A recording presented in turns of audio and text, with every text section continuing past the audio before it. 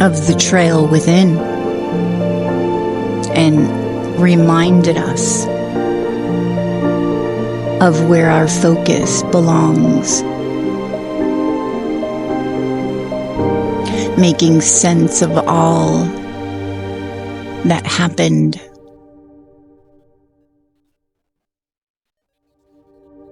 Was impossible for us at the time.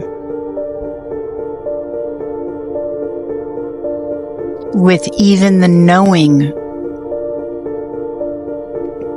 behind the suffering,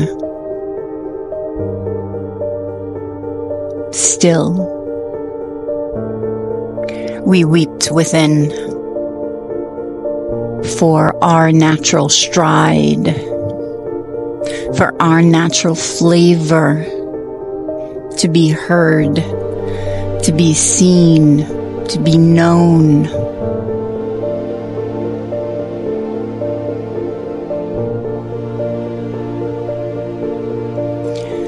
This was to save us.